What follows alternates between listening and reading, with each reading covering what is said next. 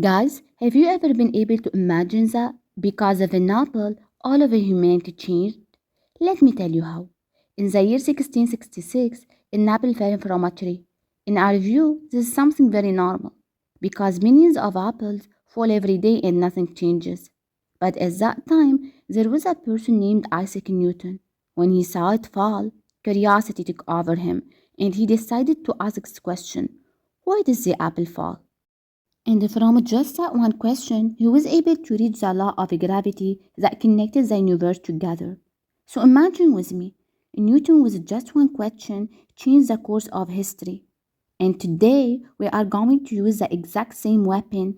We are going to learn how to use the questions to create a human gravity.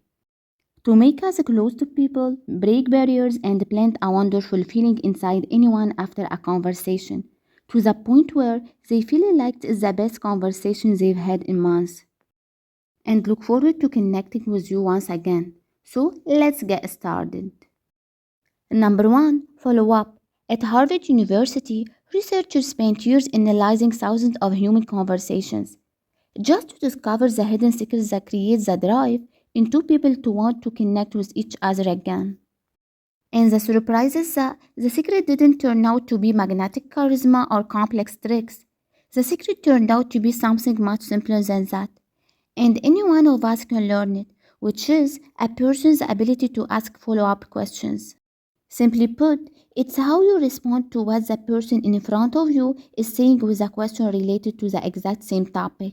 And through it, you give them a bigger opportunity to explain what they're talking about. To understand how core and important this topic is, let me give you an example that shows two different situations. The first situation: imagine coming home exhausted from a hard day of work, and you tell your sister, "Today was a very difficult day." And she quickly replies, "What are you planning to do at the weekend?" In this situation, you will feel like your mind just stopped, as if you are in one world and she's in another. And you will tell her, "Oh my god, I'm gonna faint, forget it." But the second situation, if your sister cut the word and told you, "True, you look upset, but what happened that made this so difficult?" Here, you will feel like she's hearing you, feeling what you're going through, and you will truly open your heart and talk to her.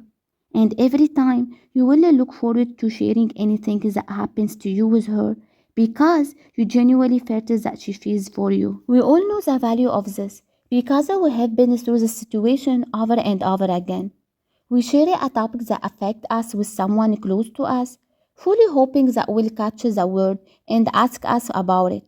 Because to us, this topic is important, and if it wasn't, we wouldn't have talked about it in the first place. But the most important thing we need to understand about follow up questions is how we transition from a boring superficial conversation to a deep and enjoyable one.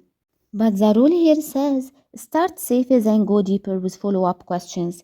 Because if I ask you to transition directly to ask someone a deep questions, it would be awkward.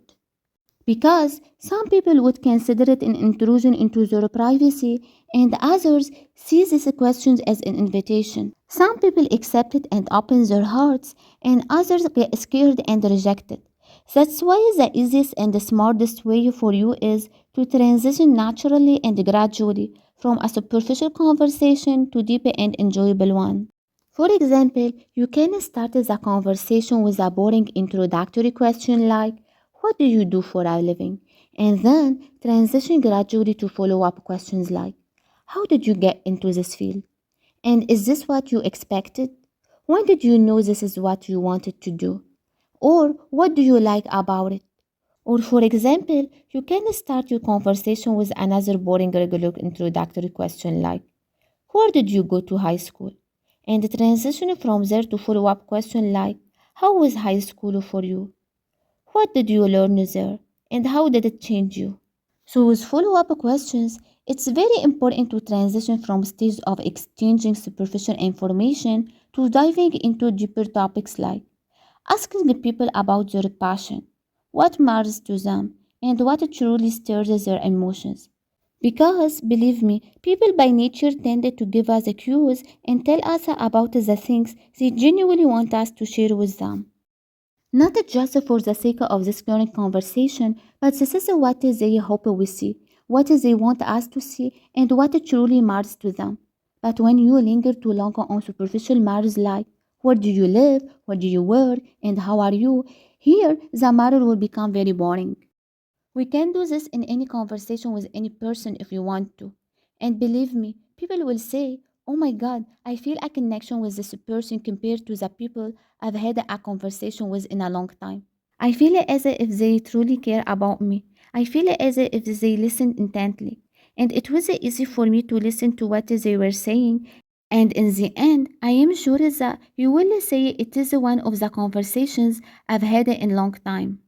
Okay guys, if you liked my video, please don't forget to subscribe to my channel and like this video and comment below this video. Thank you for watching.